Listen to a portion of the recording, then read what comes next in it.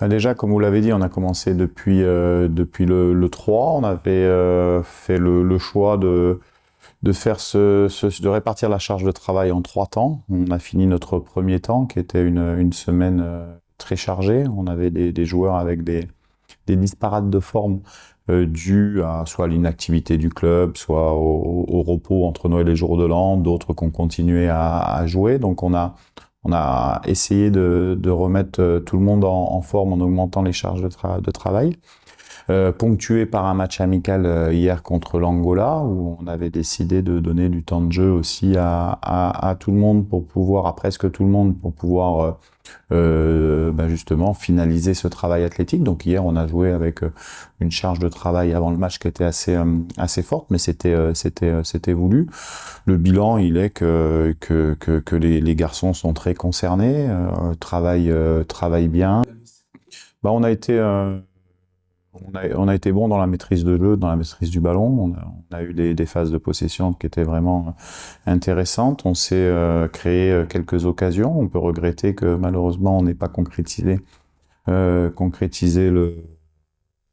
certaines situations. Je pense que sur l'ensemble du match, on aurait pu s'imposer, on aurait dû s'imposer, je pense, au rapport de force des deux équipes. Donc c'est toujours la même chose. C'est un axe de progression sur les prochaines semaines, d'avoir cette même maîtrise, mais de réussir à transformer ces situations pour gagner le match, même si c'est vrai que c'est important de gagner les matchs de préparation, mais le plus important, c'est quand même de gagner les matchs officiels. Et comme je l'ai dit, on s'est servi de ce match d'hier comme un match pour terminer ce travail athlétique. Donc les joueurs étaient assez chargés en termes de charge de travail. Bah, comme je l'avais dit déjà, j'avais déjà répondu à cette question. On voulait, un adversaire qui était derrière nous au classement FIFA et un adversaire qui était devant nous.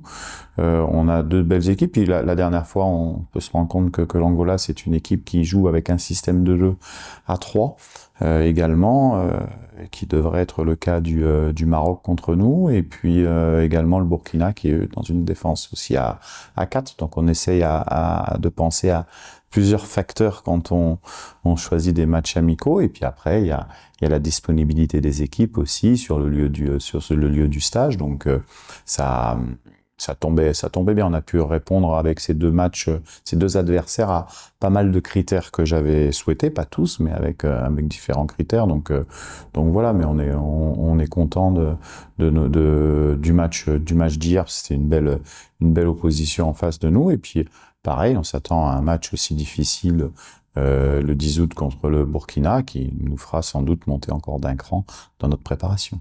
Comment ça se passe avec la suite du programme? La suite du programme, on a 2 séances d'entraînement avant d'affronter le Burkina Faso qu'on jouera à 17h le 10 sur le stade de Benias, ici à Abu Dhabi.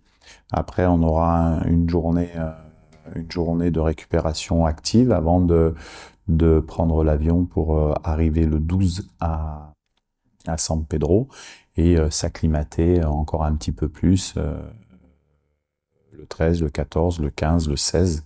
On aura un temps d'adaptation un peu plus généreux que les autres équipes, puisqu'on est le dernier match de la première phase. Donc voilà, pour l'instant, on est content. Je suis surtout satisfait du professionnalisme, de la discipline et de l'implication des joueurs. On sent que tout le monde est très concerné et prend bien conscience des choses petit à petit que la compétition arrive. Nous, on l'a dit, hein, les objectifs, il faut savoir d'où on vient. La réalité, c'est que la RDC n'était pas à la dernière Coupe d'Afrique des Nations, pas qualifiée pour les dernières Coupes du Monde également, avec un championnat à l'arrêt, avec une fédération qui est mise sous tutelle par la FIFA, avec différentes situations qui fait qui font en tout cas qu'on est sur une rephase un petit peu de redémarrage en fait quelque part, même si ça n'enlève pas, comme vous l'avez dit, l'histoire du football congolais qui a été un des leaders d'Afrique quand même, et puis on connaît les très bons joueurs qui sont passés par l'équipe nationale. Maintenant, on sait aussi que nous, on a des qualités, on a des joueurs qui jouent dans des bons clubs, on va être un challenger dans cette compétition avec des étapes. La première étape, c'est de franchir la phase de poule. La deuxième étape, c'est d'aller en quart de finale. Et puis après une compétition. Quand on rentre dans une compétition, de toute manière, on se met pas de limites. C'est sûr. Après, il y a des rapports de force, il y a des réalités au football qui font qu'il y a des favoris, que nous, on fait pas partie de ces favoris, pour les raisons que je viens de vous citer. Mais quelquefois, en compétition, c'est bien aussi de pas être favori. C'est pas pour ça que vous allez pas le plus loin possible.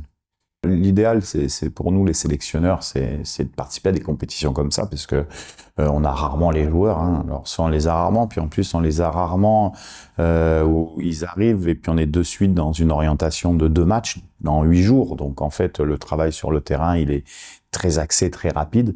Là, on peut prendre un peu plus le temps. Donc, en termes de cohésion d'équipe, en termes que ça soit sur le terrain ou que ça soit à l'extérieur du terrain, c'est important. C'est important pour cette CAN, mais c'est aussi important pour la suite des événements qu'on a avec les qualifications de la Coupe du Monde, et puis les nouvelles qualifications qui arrivent très vite pour la prochaine CAN 2025, qui sera en septembre, octobre et novembre. Donc, nous, on vit un petit peu comme un club à l'heure actuelle, où on a les joueurs en stage, où on peut doubler les séances, où on peut faire du travail spécifique, où on peut faire pas mal de meetings vidéo aussi. Donc voilà, ça cimente encore un petit peu plus tous les comportements collectifs, que ce soit du jeu ou à l'extérieur du jeu. Donc c'est vrai que c'est différent, et je pense que c'est important dans ce sens. Oui, les fans des Léopards, on peut pas parler de toute manière de son équipe nationale sans avoir le soutien de ses fans. On sait mais les joueurs en sont conscients, nous on en est conscients, et je le répète constamment, quand vous êtes en équipe nationale, vous êtes un soldat de la nation qui, avant le résultat, doit tout donner sur le terrain, doit déjà tout donner dans l'image de ce qu'il peut représenter pour le football congolais dans la discipline, que ça soit sur le terrain ou à l'extérieur, et puis également sur le terrain, que les gens soient d'abord fiers de la débauche d'énergie, fiers également de voir qu'il y a des combattants sur le terrain. Et avec la qualité qu'on a, effectivement, quand les joueurs sont connectés, on peut faire de bonnes choses. Donc j'encourage les fans à soutenir leur équipe. En tout cas, les résultats au football, on peut jamais promettre un résultat. On peut promettre de tout donner pour y arriver.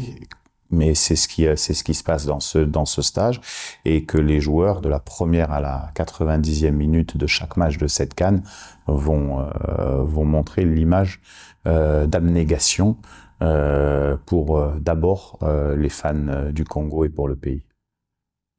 Merci.